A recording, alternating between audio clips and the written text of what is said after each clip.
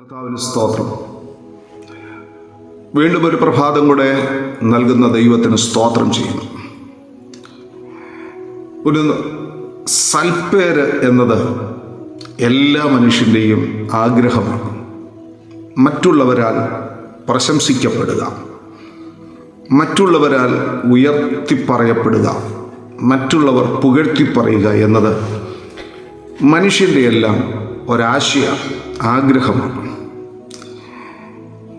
അതിനുവേണ്ടി തീവ്രമായ പല പരിശ്രമങ്ങളും ഈ കാലഘട്ടത്തിൽ മനുഷ്യൻ ചെയ്യുന്നുണ്ട്.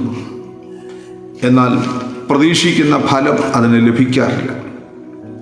അപ്പോസ്തലപ്രവൃത്തികളുടെ പുസ്തകം 11-ാം അധ്യായം വരുമ്പോൾ അവിടെ ഒരു മനുഷ്യനെക്കുറിച്ച് ദൈവാത്മാവ് സാക്ഷ്യം പറയുന്നു.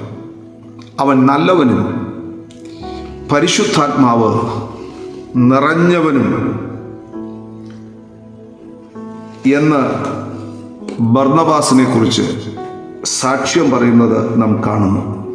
24-ാം വാക്യം, അവൻ നല്ല മനുഷ്യനും പരിശുദ്ധാത്മാവിനാലും വിശ്വാസത്താലും നിറഞ്ഞവനും ആയിരുന്നു. നല്ല മനുഷ്യനാകുക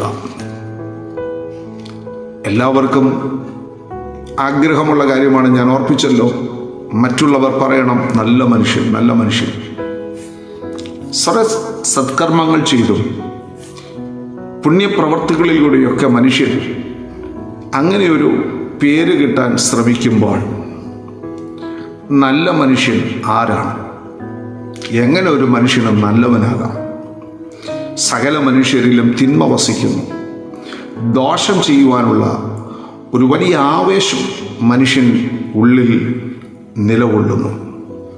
എന്നാൽ യേശുക്രിസ്തുവിലുള്ള വിശ്വാസത്തിലൂടെ ഒരു മനുഷ്യൻ പുതുതാക്കപ്പെടുമ്പോൾ, ക്രിസ്തുയേശുവിലൂടെ ഒരു മനുഷ്യന് രൂപാന്തരം വരുമ്പോൾ, ദോഷം ചെയ്യാനുള്ള തിന്മയുടെ ശക്തി അവനെ വിട്ടുമാറുകയും നന്മ ചെയ്യാനുള്ളതിന് ഉത്സാഹിപ്പിക്കുന്ന ദൈവത്തിൻ്റെ ആത്മാവ് അവൻ്റെ മേൽ ആയി ദൈവത്തിൻ്റെ പരിശുദ്ധാത്മാവിനാൽ അവൻ നയിക്കപ്പെടുകയും ചെയ്യുമ്പോഴാണ് നല്ല മനുഷ്യൻ ആകുന്നത്.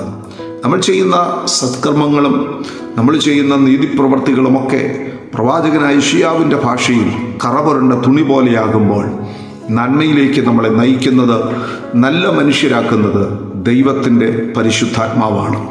അതുകൊണ്ടാണ് പൗലോസ് ലേഖനകൻ എഴുതി വരുമ്പോൾ പറയുന്നത്, പരിശുദ്ധാത്മാവിനെ, ദൈവത്തിൻ്റെ ആത്മാവിനെ അനുസരിച്ച് നടക്കുവീൻ.